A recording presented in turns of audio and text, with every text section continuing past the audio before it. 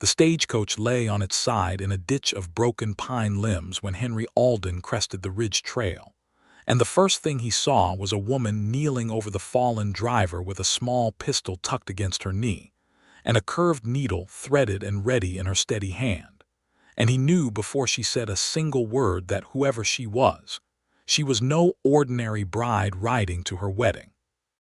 The wind had been tearing through the high country since before dawn, peeling shakes off roofs down in the valley, and dropping century-old ponderosa pines across the Comanche Ridge Road like a giant's kindling. Henry had come down from his cabin to check on a rockslide he'd heard rumble in the night, his rifle over one shoulder and his healer's satchel over the other, and instead he had found this.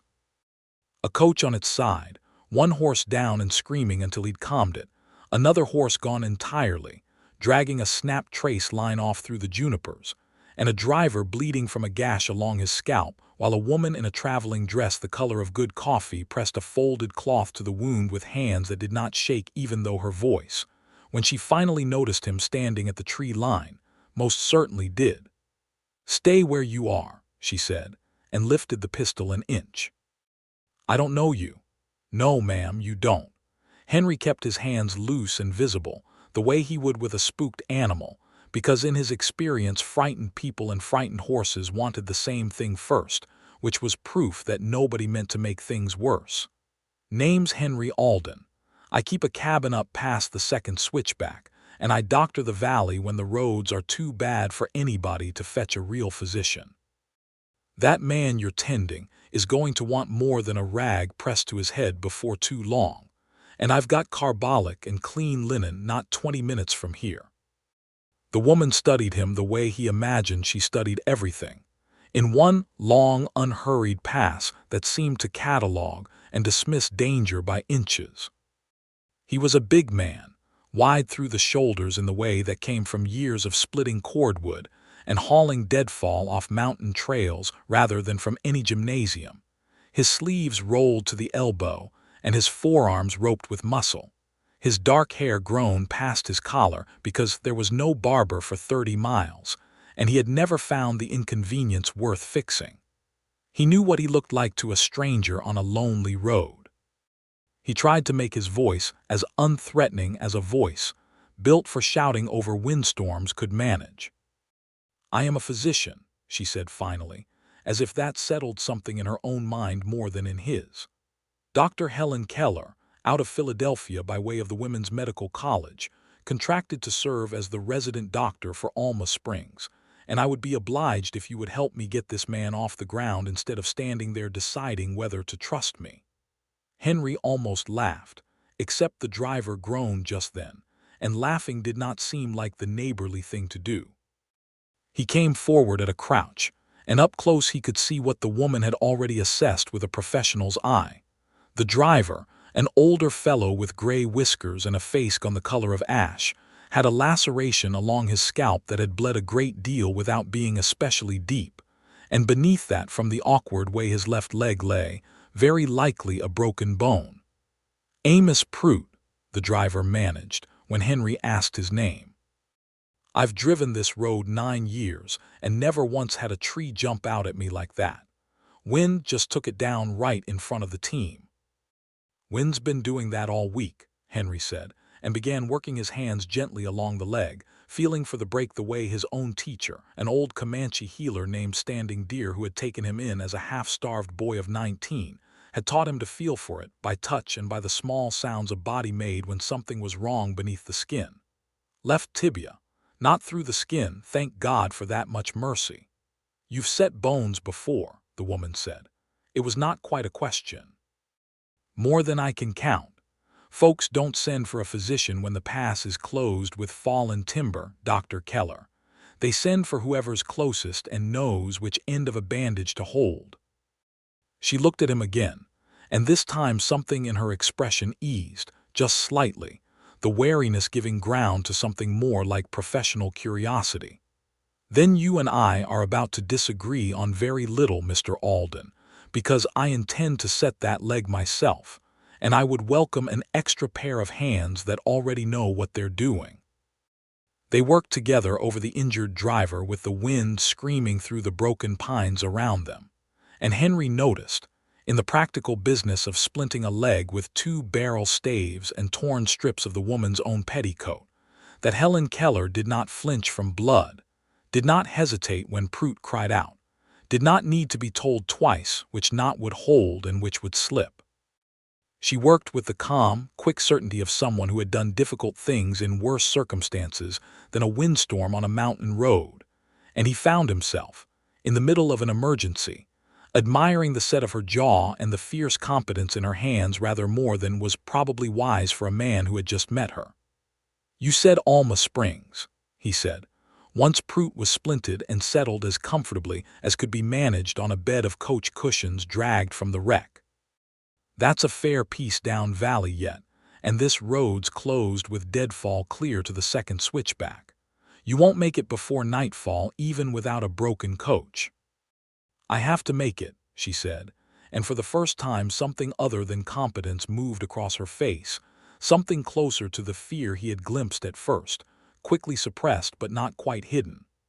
"I am to be married Saturday next, to a rancher named Warren Castellan, who has arranged for my position as town doctor as part of the marriage settlement. The whole valley is expecting a wedding and a physician in the same week, Mr. Alden, and I am neither prepared to disappoint a town waiting on medicine, nor a man waiting at an altar." Henry kept his face carefully neutral, though something in his chest tightened at the word *married in a way he did not examine too closely. "Saturday's 5 days off yet, and that road isn't clearing itself before tomorrow at the earliest, not with the wind still working at it. Your driver can't be moved far tonight regardless, not with that leg fresh set." "Then what do you propose?" "I propose you both come up to my cabin before dark catches us on a mountain road full of blowed-on timber, and we sort out Alma Springs and Mr. Castellan and Saturday next in the morning, when there's daylight enough to think straight." He nodded toward the sky, where the clouds were piling up dark and fast-moving over the ridge, the particular green-gray color that meant more wind and likely rain before midnight. "I'd never forgive myself if I left a physician and an injured man out here to see what happens when this storm decides it isn't finished." Helen Keller looked at the wrecked coach, at her groaning driver, at the darkening sky, and at the enormous, weathered, oddly gentle stranger crouched in front of her, and something in her calculation resolved itself. "Very well, Mr. Alden, but I should tell you I still have my pistol, and I know precisely where to aim it." "Wouldn't expect any less of a sensible woman traveling alone through this country," Henry said, and for just a moment, despite everything, the corner of her mouth twitched toward a smile. Getting Amos Prout up the mountain took the better part of 2 hours, Henry rigging a makeshift litter from the coach's undamaged door and a length of harness leather, and Helen walking alongside with her medicine chest clutched against her chest like something precious beyond the value of the drugs and instruments it held, which, Henry supposed, it likely was, given how far she'd carried it and how carefully she'd guarded it even at gunpoint's readiness. The remaining horse, a sturdy bay mare that Henry judged sound enough to ride, carried what supplies could be salvaged from the coach, and by the time they reached the split-log cabin tucked into a stand of aspen below the ridge, full dark had come down, and the wind had begun, in earnest, to howl. The cabin was larger than most mountain dwellings, built with a second room added on for what Henry called his physicking, shelves along every wall crowded with dried herbs in muslin bags, jars of tinctures gone amber and gold in the lamplight, a heavy oak table scarred with cut marks where he'd set more bones and stitched more wounds than he could readily count. Helen took in the room with open astonishment as Henry settled Prout onto a narrow cot near the stove. "You keep quite the apothecary for a man who lives alone on a mountain," she said. "Folks in this valley call me the mountain healer when they're being polite, and worse things when my remedies taste as bad as they sometimes do." Henry lit a second lamp and began stripping the driver's bandage to check the wound properly in better light. "Osha root for the lungs, yarrow for bleeding, willow bark for fever and pain, a dozen others besides." I learned most of it from a Comanche healer who found me half dead of fever when I was 19 years old and decided, for reasons I never fully understood, that I was worth the trouble of saving. And you've been doctoring this valley alone ever since. There wasn't anybody else to do it. Nearest real physicians 2 days' ride even when the roads are clear, which they rarely are come autumn. He glanced at her, and something honest slipped out before he could stop it. I expect that's about to change, Dr. Keller, with you coming to Alma Springs. I expect it is, she said, and there was a strange note in her voice, not quite regret, not quite anticipation, that Henry could not name but found himself wanting to understand. They ate a simple supper of beans and dried venison while the wind threw itself against the cabin walls, and Prout slept fitfully on the cot, worn out from pain and the willow bark tea Henry had brewed to ease it. It was in the quiet after the meal, while Helen was cataloging the contents of her medicine chest by lamplight to see what had survived the wreck, that she found the letter tucked into the chest's false bottom where she had hidden it for safekeeping, and her face went carefully, deliberately blank in a way that made Henry set down his coffee cup and watch her more closely. "Bad news?" he asked. "I am not entirely certain." She held the letter for a long moment before passing it across the table to him, which was, he understood without her saying so, itself an act of trust that surprised them both. "It came 2 weeks before I left Philadelphia. From a land agent representing something called the Larkspur Land and Cattle Company, informing me that as the incoming physician for Alma Springs, my residence and surgery would be provided at what the letter calls the healer's cabin at the head of Pinon Valley, on the grounds that the property had been reassigned to company purposes as part of a general improvement of medical services to the district.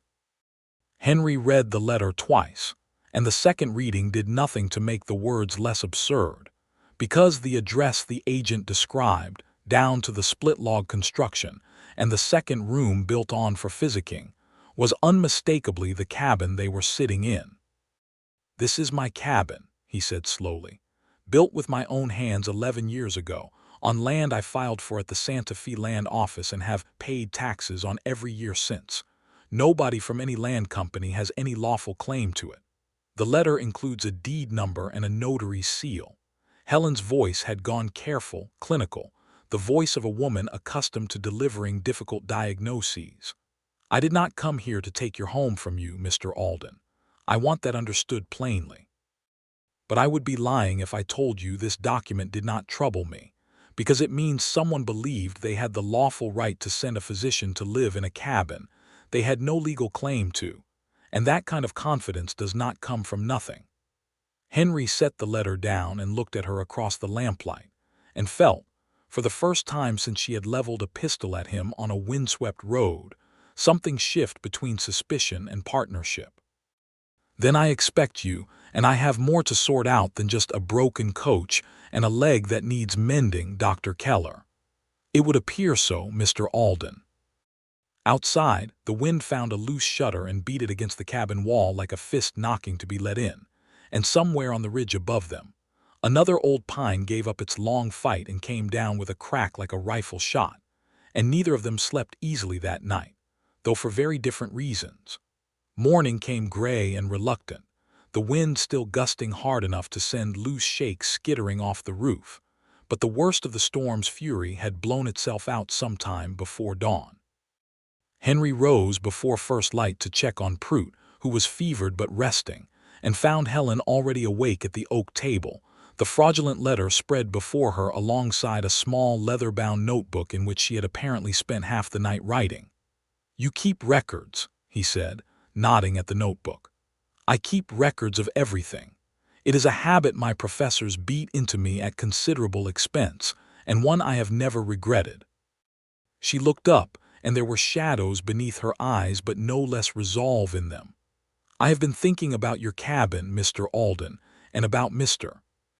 Castellan, and about the peculiar coincidence that the man I am contracted to marry is also, according to this letter's letterhead, a director of the very land company that believes it owns the roof over your head."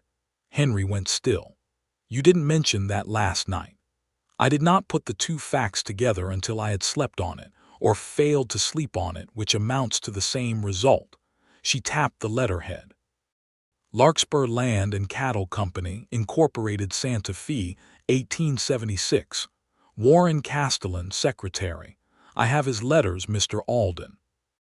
I have read them a dozen times on the journey west, trying to understand the man I agreed to marry, and I do not recall him ever mentioning that his company was in the business of relocating mountain healers out of their own homes. Maybe he didn't think it worth mentioning to his intended bride. Or maybe, Helen said, and her voice had gone quiet and hard in a way Henry was beginning to recognize as the sound of her working through a problem the way she might work through a difficult diagnosis. He did not expect his intended bride to ever meet the man being evicted, or to like him well enough to care. Henry felt the weight of that sentence settle somewhere in his chest that had nothing to do with land disputes or forged deeds, and he was careful not to let it show on his face, because whatever he was beginning to feel toward Dr. Helen Keller after one night and one wrecked stagecoach was neither sensible nor his to declare, not while she still wore, however uneasily, the promise of marriage to another man. "We'll get Prout settled with the Mayer family down the valley road," he said instead, turning practical because practical was safer ground. "Otis Mayer's place is 2 hours' ride from here, and his wife, Ruth, has nursed half this valley through one trouble or another. From there, if the road's clear enough, I'll see you the rest of the way to Alma Springs myself. Somebody ought to be looking out for you on that road, Dr. Keller, and it might as well be somebody who already knows how deep this trouble runs. You would escort me to my own wedding, Mr. Alden, knowing what you know about my intended groom." "I'd escort you to Alma Springs," Henry said carefully. "What you decide to do once you're there is entirely your own business, and none of mine to influence." She looked at him for a long moment, and something in her expression suggested she understood exactly how much restraint that answer had cost him, and was, perhaps, not entirely displeased by it. They set out within the hour, Prout riding awkwardly but manageably on the bay mare with his splinted leg, strapped to keep it from jarring, Henry walking alongside with a hand near the bridle, Helen walking on Prout's other side with her medicine chest slung across her back like a soldier's pack, refusing every offer to carry it for her. The road down toward the Mayer ranch was littered with storm debris, whole branches, and once an entire uprooted juniper blocking the narrower stretches, and twice Henry had to clear a path with the hand axe he carried at his belt while Helen held the horse steady and kept up a running commentary on the medicinal properties of half the plants they passed, testing. Henry began to suspect whether his knowledge matched her book learning or exceeded it. "OSHA," she said, pointing to a cluster of feathery green leaves along the trail, "used for respiratory complaints, Ligusticum porteri if you want the Latin. Bear medicine, we call it up here. Old Standing Deer said the bears dig the root and chew it when they're sick, and if it's good enough for a grizzly, it's good enough for a man with a bad chest." Henry glanced sideways at her. "You want the Latin names for everything, Dr. Keller, or would you settle for what actually works?" "I want both, Mr. Alden. A name is not a cure, but knowing a plant by every name it has ever earned tends to mean you understand it a good deal better than a man who only knows the one his grandmother taught him." "Is that so?" Henry found himself almost smiling despite the gravity of everything hanging over them.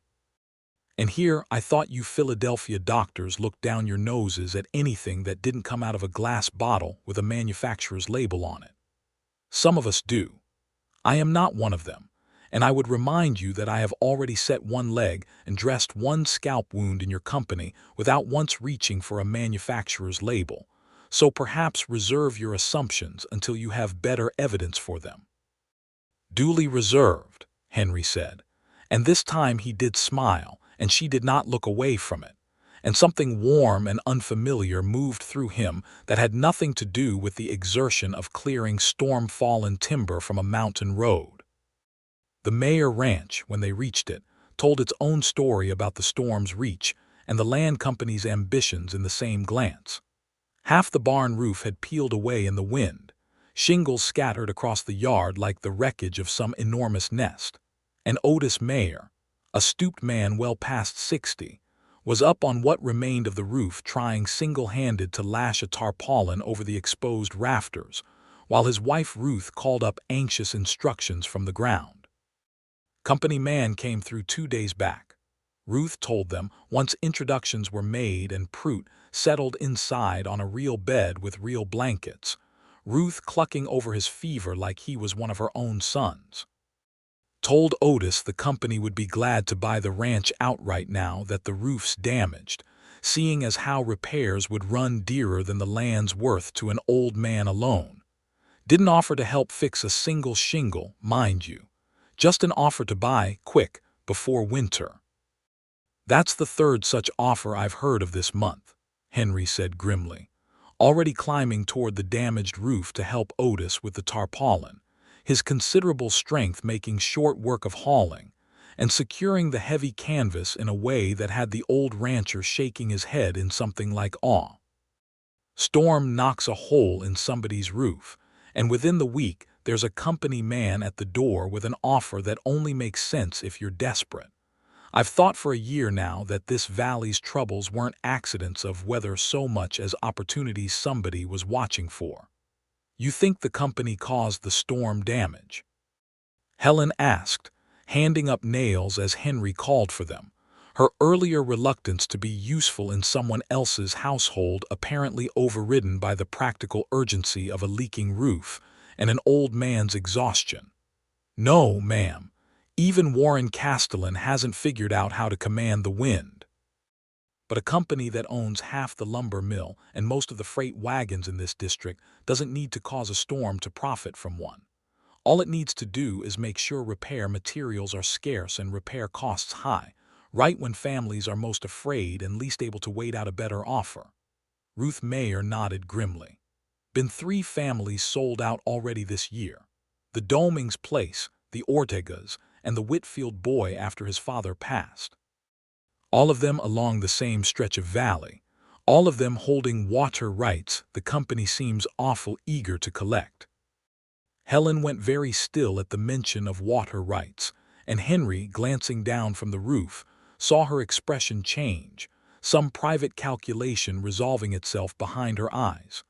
My father held a medical land grant in this valley, she said slowly, as if working out loud through a puzzle she had only half understood until this moment. Dr. Thomas Keller.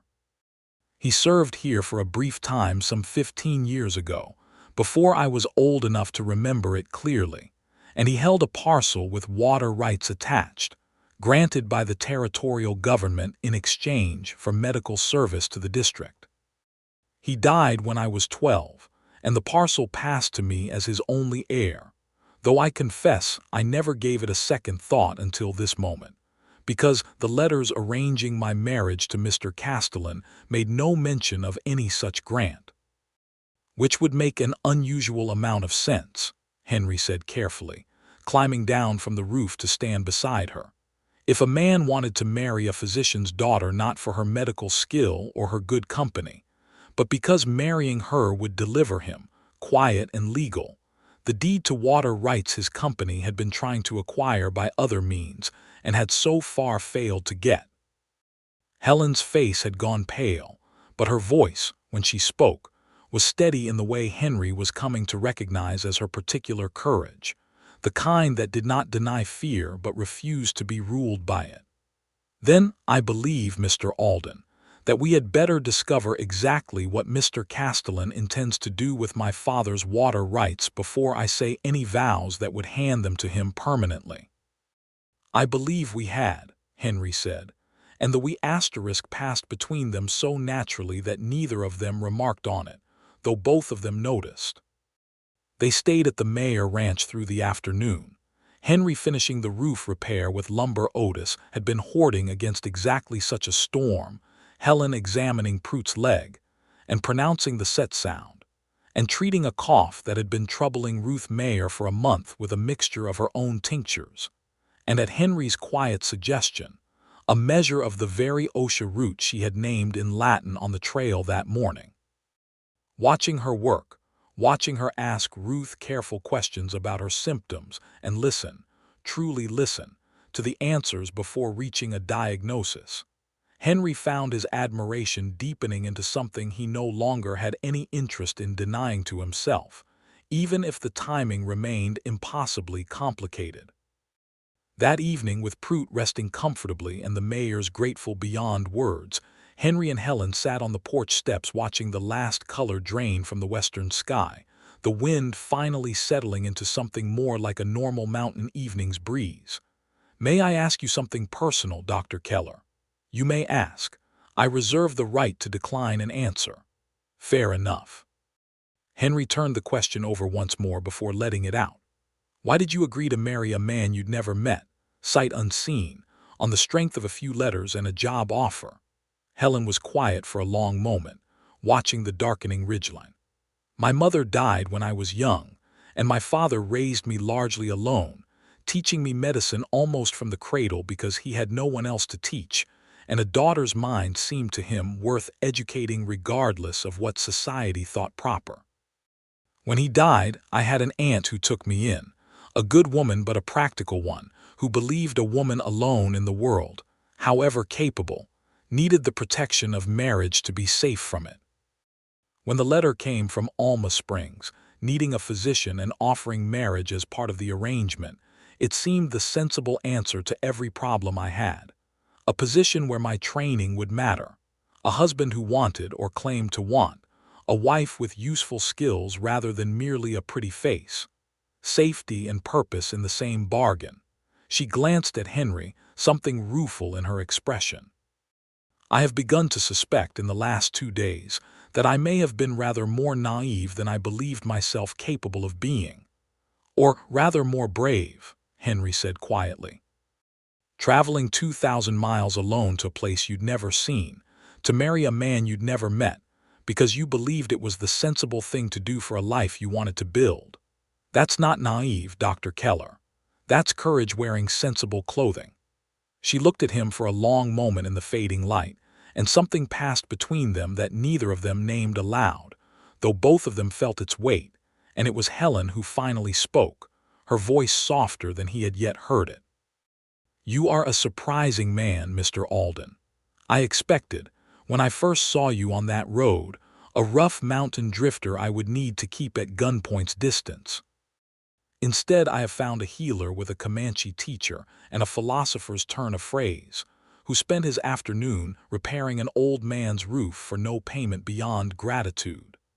"And I expected," Henry answered, "a frightened bride who would want nothing more than to be delivered safely to her wedding and forget she ever met a mountain man on a storm-wrecked road.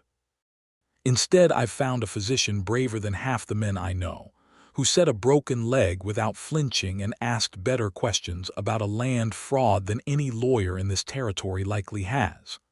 "Perhaps," Helen said, "we have both been rather too quick to assume what a person must be, based on so little evidence." "Perhaps," Henry agreed, "we have." They left the Mayer ranch the following morning, Prout insisting he was well enough to be left in Ruth's capable care until the leg mended. The road ahead reported passable by a passing freight driver who had come through from Alma Springs the previous evening. Henry saddled the bay mare for Helen and walked alongside on foot, refusing her repeated offers to share the horse, insisting a mountain man's legs were built for exactly this kind of country. And by mid-morning, they crested a rise that gave them their first clear view of Alma Springs itself, a scattering of adobe and frame buildings along a creek at the valley floor, smoke rising from a dozen chimneys, and beyond it, unmistakable even at that distance, a large new building of milled lumber flying a company flag that Henry recognized with a tightening jaw as the Larkspur Land and Cattle Company's district office. "That's new since I was last down this way," he said. Warren's letters mentioned the company had built new headquarters. He seemed rather proud of it. Helen's voice had gone careful again, the wariness Henry had first seen on the storm-wrecked road returning to her posture as they drew closer to the town, and to the man she had crossed a continent to marry. "I confess, I do not know what I intend to say to him, Mr. Alden, when I do finally stand in front of him." "You'll know when you see his face," Henry said. "A liar's face gives him away eventually, even when his letters don't." They rode into Alma Springs a little past noon, and the town, Henry noted with the particular attention of a man who knew every family in the valley by name, had the strange, watchful quiet of a place recently intimidated. Storefronts stood with their shutters half closed even at midday. A group of men in company shirts lounged outside the new headquarters building, with rifles propped conspicuously against the porch rail, not quite threatening anyone, but present in a way that made their presence itself a kind of threat. And standing on the boardwalk in front of the town's largest building, having apparently been alerted to the stagecoach's overdue arrival, stood a tall, well-dressed man with a carefully trimmed mustache and the particular smoothness of someone who had never in his life split his own firewood, watching their approach with an expression that shifted, as he recognized Helen, from polite concern to something colder and more calculating when his gaze moved to Henry beside her. "Dr. Keller," he said, coming forward with his hand extended in a gesture that managed to look both welcoming and possessive at once. "We had grown worried. The stage was due 2 days past." "The stage was wrecked in the windstorm, Mr. Castellan, along with my driver's leg, which is why I arrive on horseback in the company of Mr. Henry Alden, who found us stranded on the mountain road and saw us safely here." Helen dismounted without waiting for his assistance, and Henry noted with some private satisfaction the flicker of irritation that crossed Castellan's face at being denied the small chivalry. "Alden." Castellan's eyes moved over Henry with the particular assessment of a man calculating whether another man was a threat to be managed or an obstacle to be removed. "I believe I have heard your name mentioned. You keep a cabin up at the head of Pinon Valley, do you not?" "I do." "Have kept it 11 years, filed proper with the Santa Fe Land Office, taxes paid every season since." Henry let his voice carry the flat certainty of a man stating simple fact. "I understand your company has taken some interest in the property recently." Something tightened around Castellan's mouth, quickly smoothed away. "There was a clerical matter regarding certain unclaimed parcels in that district. I assure you it will be resolved satisfactorily." "But surely this is a conversation for another time, when Dr. Keller has had the chance to rest from her ordeal, and we might discuss the happier business of Saturday's ceremony." "I think, Mr. Castellan," Helen said, and Henry heard the careful steel entering her voice, "that we might have that conversation now. I have some questions about a letter I received before leaving Philadelphia, regarding my residence and surgery being established at the very cabin Mr. Alden has just described as his lawful property, held for 11 years. Castellan's smile did not waver, but something behind his eyes went very still, the look of a card player recalculating his hand. "There must be some confusion, my dear. Company records show that parcel as unclaimed and available for the district's medical improvements. I am certain, whatever paperwork Mr.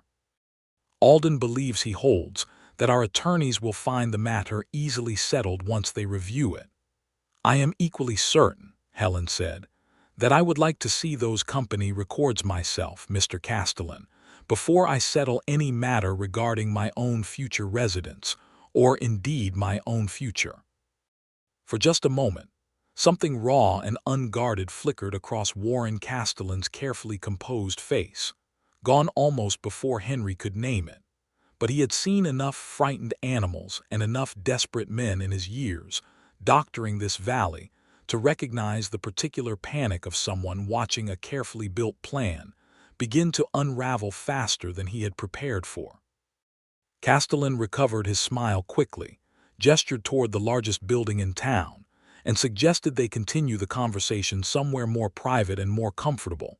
And Helen, after a glance at Henry that carried a question he answered with the smallest of nods, agreed to accompany him inside, though she made certain before she went to press her medicine chest and the false-bottomed compartment containing the company's fraudulent letter firmly into Henry's keeping.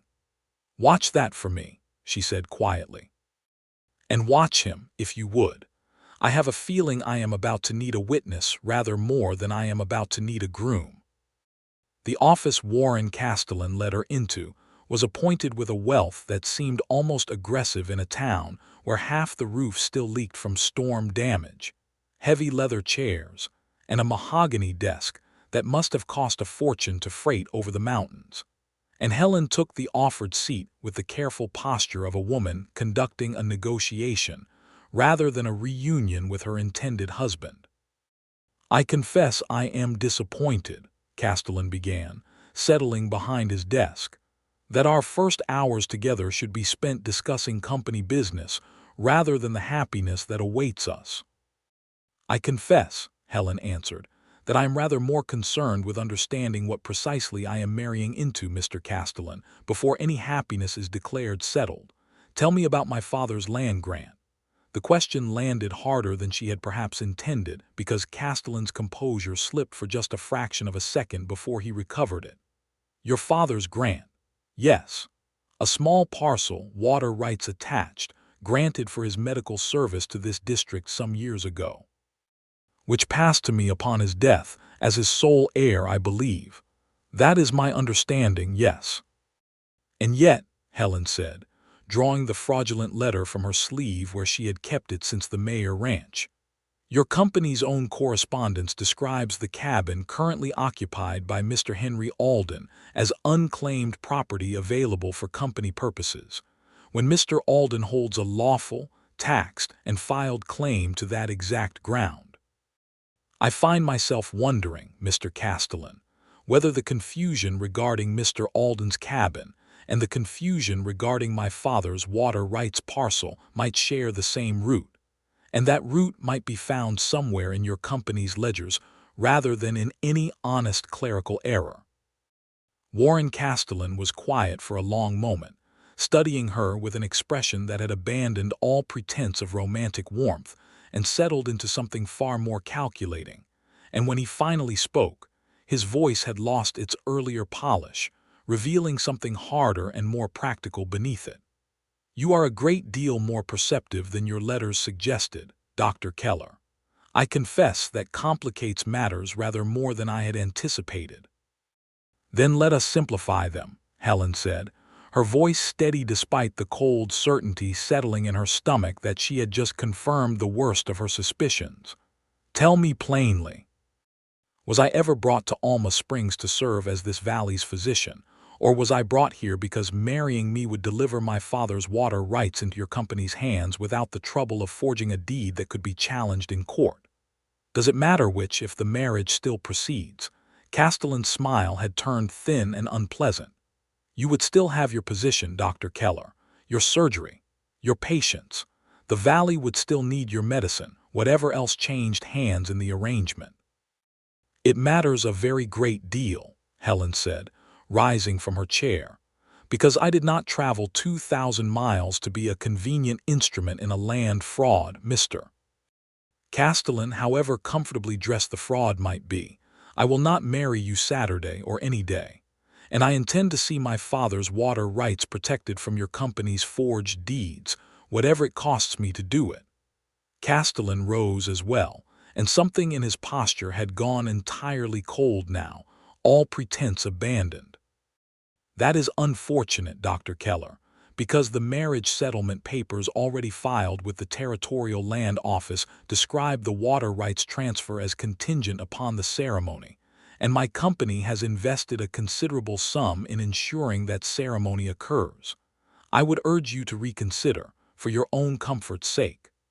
"Are you threatening me, Mr. Castellan?" "I am informing you of consequences," he said, "which is a very different thing, though I understand the distinction may seem academic once you are standing in the middle of them."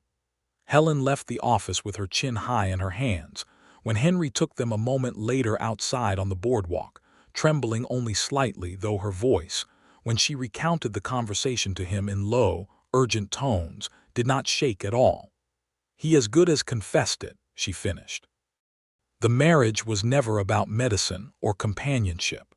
It was a scheme to acquire my father's water rights through a legal marriage settlement, rather than a deed that could be challenged as forged. And he has made it clear the company does not intend to simply let the arrangement collapse because I have changed my mind. Then we need that original deed, Henry said, already thinking through the geography of the valley, the location of the territorial land office, the distance and the danger of the roads between here and there. The one proving your father's grant was never legally transferred. Do you have it? I have a certified copy in my father's effects, which I left with my aunt in Philadelphia for safekeeping, believing I would never need it once I was safely married and settled. Helen's face had gone pale at the realization. I have nothing here to prove anything, Mr.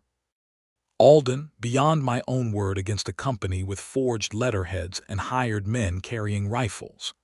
Henry was quiet for a moment, and then something occurred to him, a memory surfacing from years of doctoring this valley and knowing its people and its secrets better than any land company clerk ever could. Old Standing Deer's grandson, Joseph, clerks part-time at the Territorial Land Office in Santa Fe. I doctored his mother through a bad fever 3 winters back, and he's never forgotten the favor. If your father's original grant was properly filed, as I'd wager a medical land grant from the territorial government would have been, there should be a record of it in the Santa Fe office itself, regardless of what certified copy your aunt is keeping safe 2,000 miles away. Santa Fe is 2 days' hard ride from here. It is. And Castellan's men will be watching every road out of this valley within the hour, once he realizes you mean to fight him rather than simply disappear quietly. Henry looked at her, and something resolved in his expression, a decision made without hesitation. I know a way through the high country that isn't on any company map, a shelf trail along Comanche Ridge that cuts 2 days down to one if a person's willing to risk a narrow road with a bad drop on one side. I've ridden it a dozen times. I can get you to Santa Fe before Castellan's men think to look for us there. And if they do think to look for us there, then we'll have given ourselves the best possible chance to be somewhere else by the time they figure it out, Henry said, which is rather better odds than staying here and waiting to see what a desperate land company decides consequences ought to look like. They left Alma Springs before nightfall, slipping out along a back trail Henry knew that avoided the main road, and the watchful company men still lounging outside the headquarters building, riding double now on the bay mare with a second horse borrowed, at considerable expense to Henry's remaining savings, from a sympathetic liveryman who had lost his own brother's ranch to a Larkspur Land Company buyout the previous spring and harbored no love for the company's methods. They rode through the evening and into the night, stopping only briefly to rest the horses, and it was somewhere past midnight, with the stars wheeling bright and cold overhead and the temperature dropping hard the way it did in the high country once the sun was gone, that Helen finally broke the long silence between them. "Thank you," she said quietly, "for not simply telling me I was a fool to believe Castellan's letters in the first place. You weren't a fool. You were a woman trying to build a life with honest tools in a country that doesn't always reward honesty." Henry's voice was low, careful, matched to the darkness around them. "I've seen plenty of good people fooled by men who knew exactly which words to put in a letter. Doesn't make the good people fools, makes the liars especially skilled at lying. You are kinder to me than I likely deserve, given how close I came to marrying a man complicit in stealing your home out from under you." "You didn't marry him," Henry said. "That's the part that matters, Dr. Keller. You found out the truth and you chose against it, even knowing what it might cost you. That's not the action of a woman who deserves anything but kindness." She was quiet for a while after that, and when she spoke again, her voice had softened into something more vulnerable than he had yet heard from her. "I have spent so much of my life being the sensible one, Mr. Alden. The one who plans, who calculates, who chooses the practical path because the practical path is safer than hoping for something better. I chose Warren Castellan's offer because it seemed sensible. I am only now understanding that sensible and safe are not always the same thing, and that I might have spent a great deal more of my life afraid than I needed to be, if only I had trusted myself to want something better. There's nothing wrong with wanting better, Henry said. I spent 11 years alone on that mountain telling myself a healer didn't need anything more than his herbs and his solitude to call a life complete. I'm only now understanding, these last 2 days, how much of that was its own kind of sensible fear. Helen turned in the saddle to look at him, close enough in the darkness that he could feel the warmth of her breath, and something passed between them that neither of them needed to name aloud, though both of them felt the shape of it settling into place like a bone finally set correctly after a long, painful break. "We should rest a few hours," Henry said finally, his voice rougher than he intended.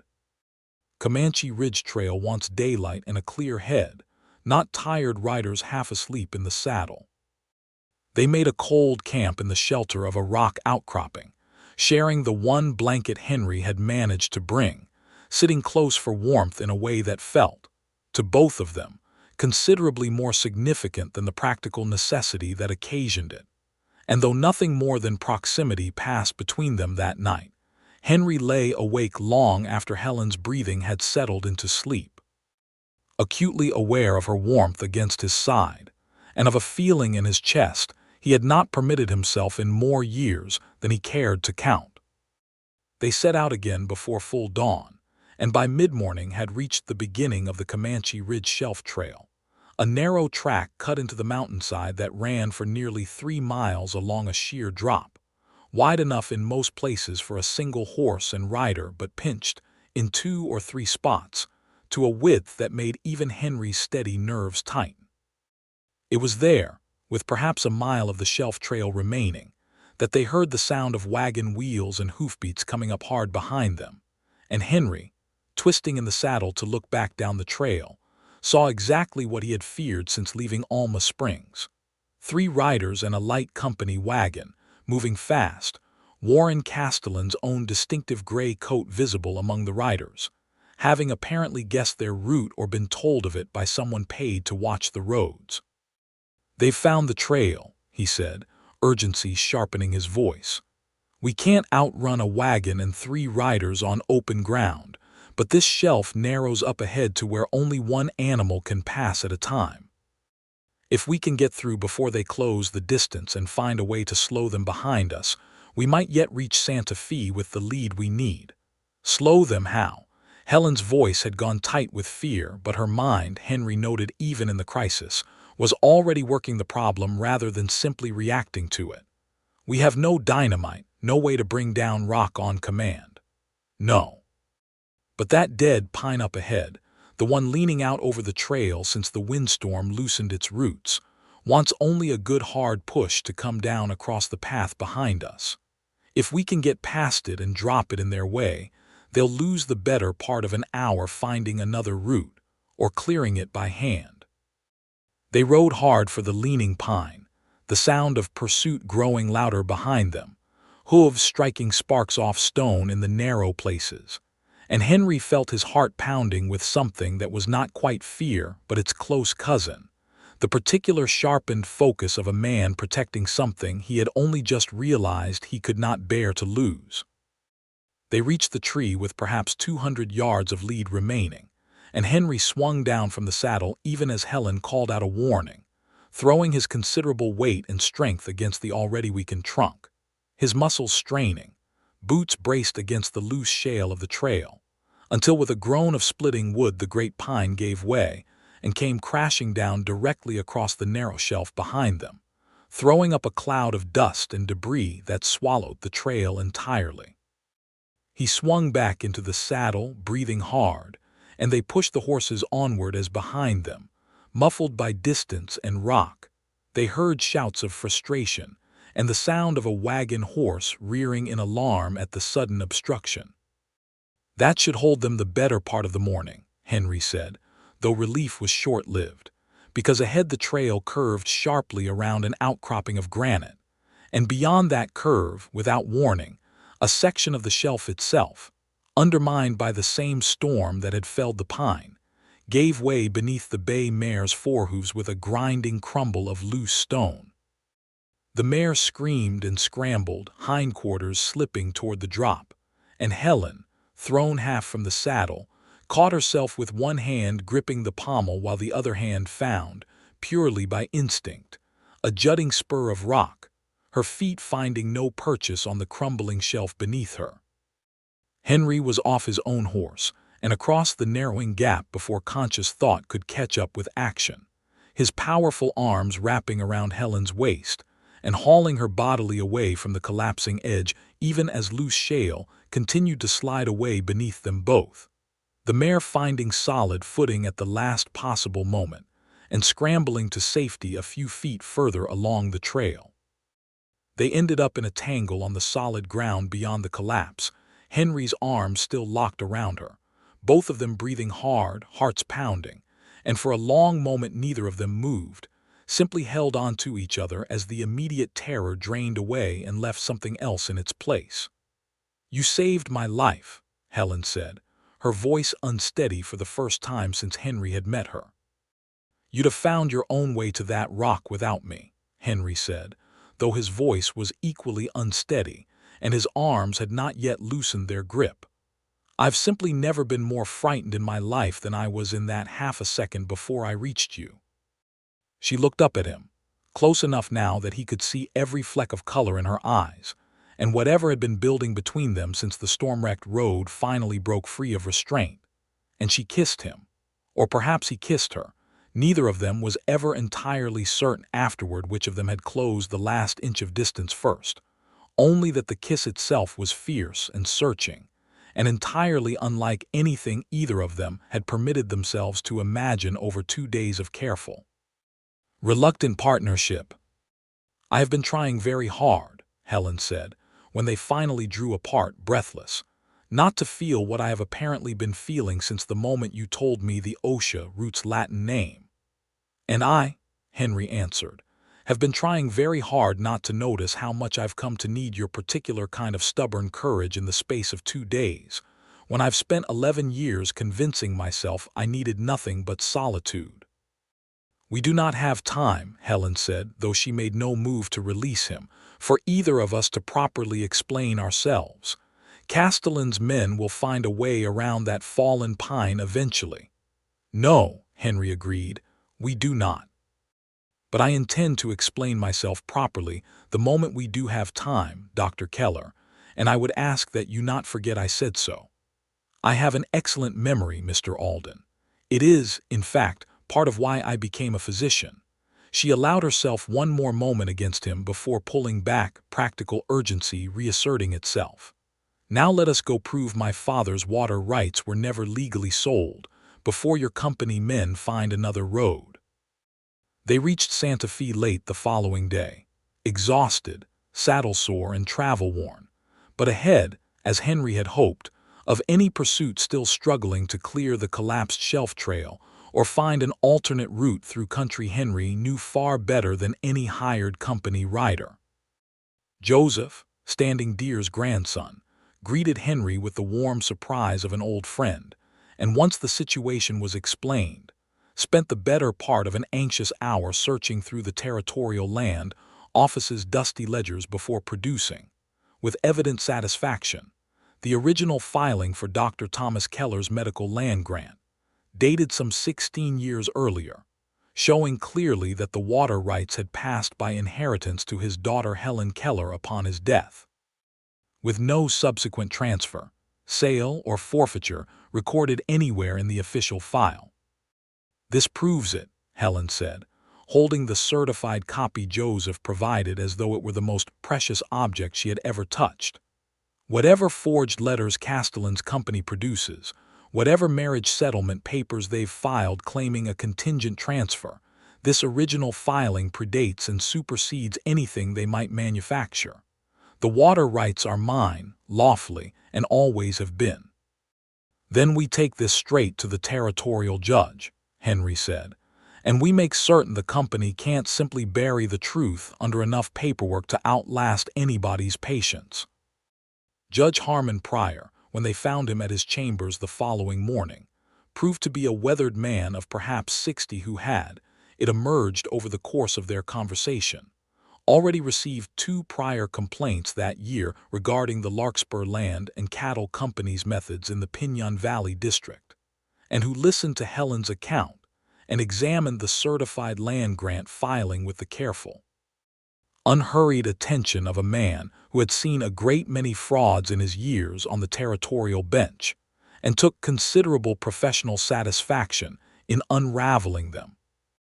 "I will issue an injunction immediately," Judge Pryor said, "preventing any transfer or encumbrance of the Keller water rights parcel pending a full hearing, and I will send word to the Territorial Marshal's office regarding the fraudulent deed you describe covering Mr. Alden's cabin property as well.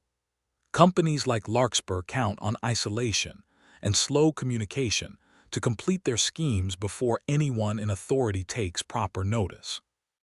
You have done both this court and this territory a considerable service by bringing the matter to my attention so promptly and so thoroughly documented, Dr. Keller." "There is one more matter, Your Honor," Helen said. "Warren Castellan and his hired men pursued us along the Comanche Ridge Trail with what I can only describe as clear intent to prevent this very hearing from occurring.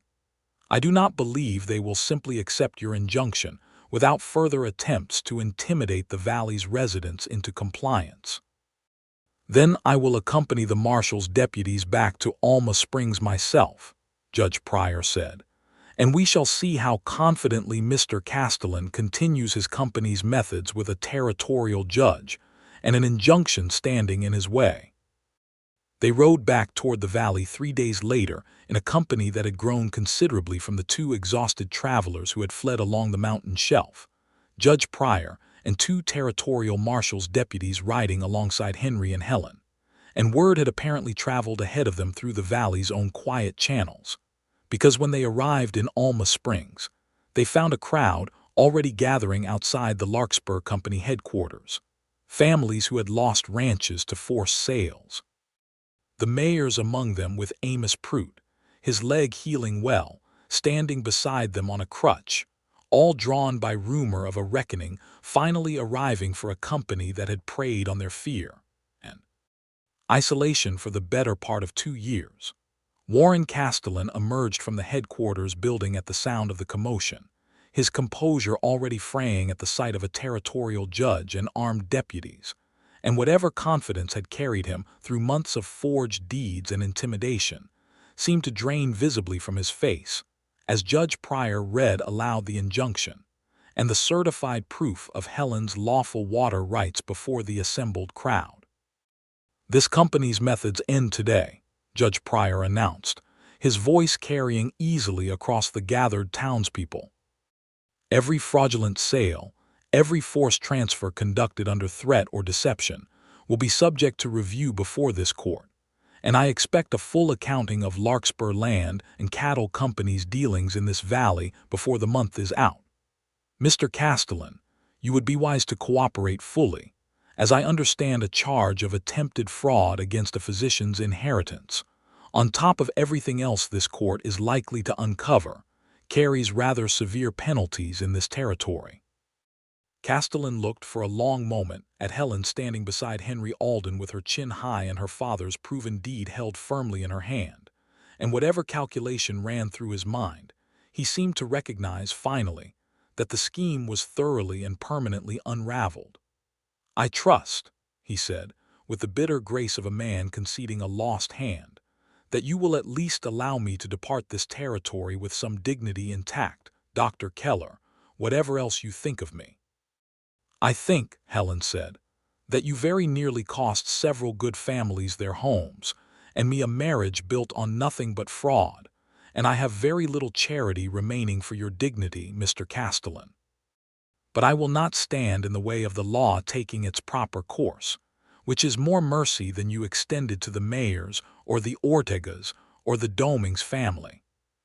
The hired company men, seeing their employer's authority collapsed entirely in front of the assembled town, and a territorial judge, scattered within the hour, taking what wages remained to them and vanishing back toward whatever other territories might still have use for hired intimidation, and Larkspur Land and Cattle Company's grand new headquarters building stood empty and purposeless within a fortnight, the beginning of a legal unwinding that would, over the following months, restore stolen ranches to their rightful owners and see Warren Castellan facing formal charges before the territorial court, though that slower legal reckoning was, by then, a matter for lawyers and judges rather than for Henry and Helen, whose own story had arrived, finally, at its true beginning rather than its ending. They stood together on the boardwalk that evening, watching the crowd disperse, the valley's long fear finally lifting like storm clouds breaking after weeks of wind, and Henry turned to Helen with something in his expression that made her heart, despite 3 exhausting days of riding and confrontation, quicken all over again. "I made you a promise on that mountain shelf," he said, "that I would explain myself properly once we had time." "You did," Helen said, "and I have been waiting rather impatiently for you to keep it, Mr. Alden." "I love you," Henry said, simply and without preamble, the words carrying the particular weight of a man who did not offer them lightly or often. "I loved you before I fully understood what I was feeling, somewhere between watching you set a broken leg without flinching and watching you choose the truth over a comfortable marriage when the truth cost you a great deal more. I have spent 11 years telling myself a mountain healer needed nothing beyond his herbs and his solitude, and I have spent the last 5 days discovering how thoroughly wrong I was. I am asking you, Dr. Helen Keller, not for the sensible arrangement you crossed a continent to find, but for a real vow freely chosen between 2 people who have already proven, on a storm-wrecked road and a collapsing mountain shelf, that they trust each other with their lives. Will you marry me?" Helen's eyes had filled with tears she made no effort to hide, and her answer, when it came, was steady and certain in a way that carried the full weight of everything she had learned about herself in the space of 5 extraordinary days. "I came to this valley believing marriage was a sensible arrangement, one made for safety and purpose," she said. "I am only now understanding that the truest safety I have ever felt was in your arms on that mountain trail, and the truest purpose I have ever known was working alongside you, as your equal, rather than as anyone's convenient bride. Yes, Henry Alden, I will marry you, and gladly, and I intend to hold you to every vow you make me, the way I hold myself to every promise I make my patients." They were married 3 weeks later in Alma Springs, in a ceremony considerably smaller and considerably happier than the one that had originally brought Helen to the valley.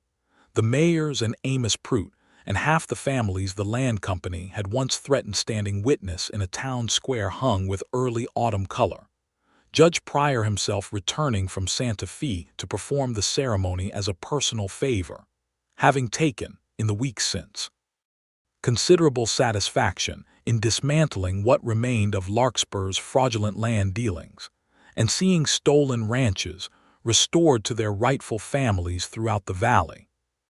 In the months that followed, Henry and Helen built something new at the head of Pinon Valley, expanding the old cabin into a proper healing house that combined his deep knowledge of mountain remedies with her formal medical training. A single wide room added on where patients from across the valley could be examined and treated.